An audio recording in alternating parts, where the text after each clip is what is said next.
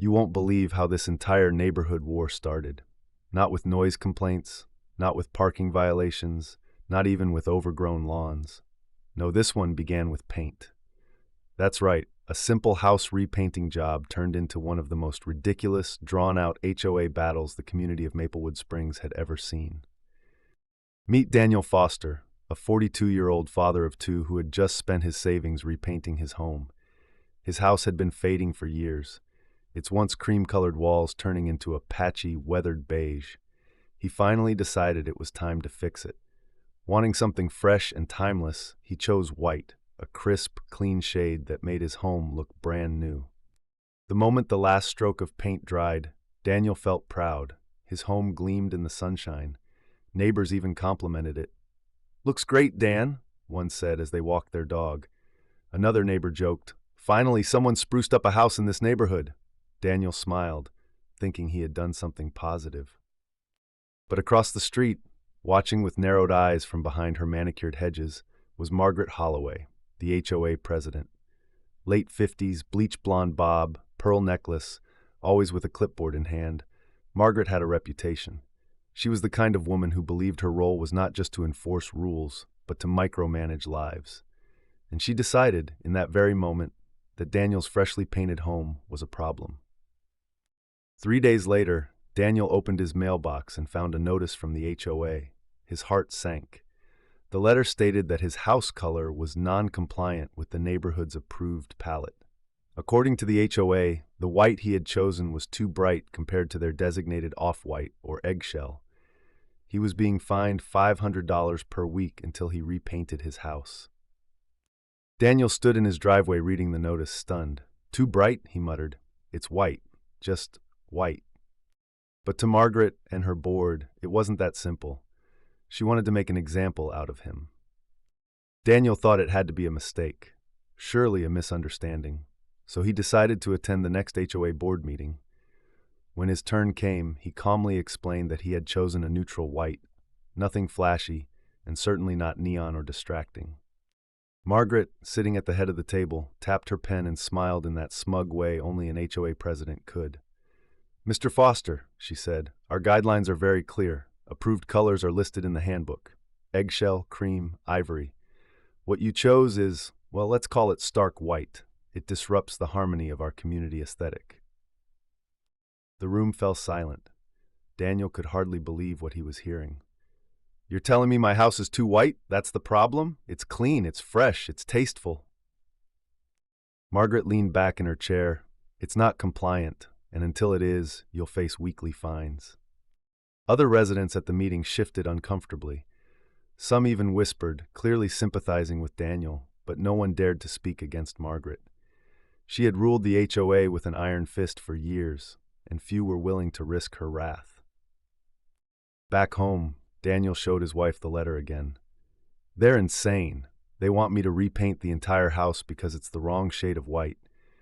Do they expect me to hire a scientist to measure the brightness levels?" At first, he thought about caving in, just repainting to make the problem go away. But the estimate came back at nearly $8,000 to redo the work. That was money Daniel didn't have, and worse, he felt it was unjust. That's when he decided he wasn't backing down. He began documenting everything. Photos of the house in different lighting, side-by-side comparisons of his white versus the HOA-approved eggshell. He even bought a color swatch kit and showed that the difference was so minuscule, most people couldn't even tell. Then, he sent an email to the entire HOA board, copying dozens of homeowners, pointing out the absurdity of the fine. "If this house is out of compliance," he wrote, "then half the neighborhood should be repainted too, because I've counted 6 other homes with shades just as bright, if not brighter." That email struck a nerve. Residents began whispering, and cracks in Margaret's authority started to show. It didn't take long for the neighborhood to split into factions. On one side were the HOA loyalists, who claimed rules were rules and that consistency was what kept property values high.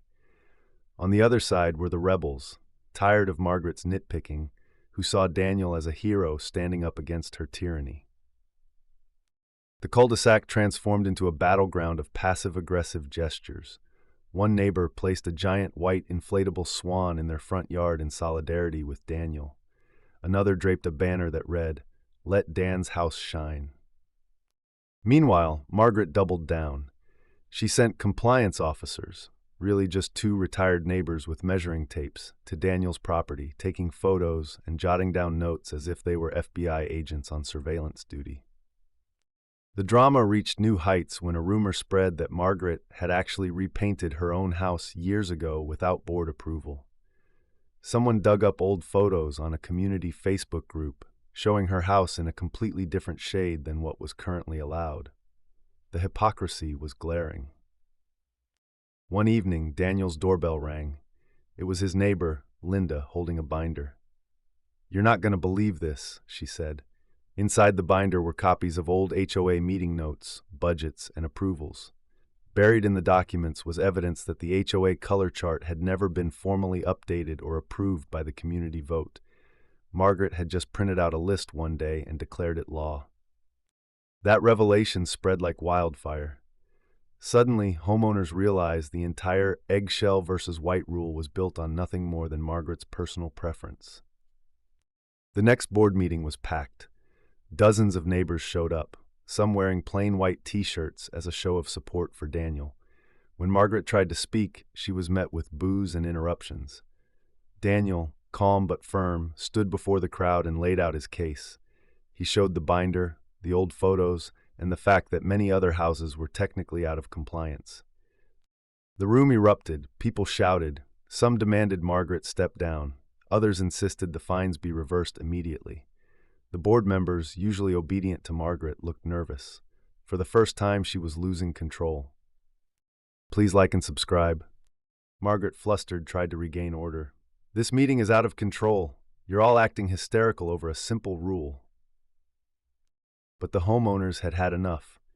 One stood up and yelled, "It's not about the paint, Margaret. It's about you abusing your power." That was the breaking point. A motion was filed on the spot to remove Margaret as president. The vote was held right there, and to her horror, the majority voted against her. Margaret was officially ousted.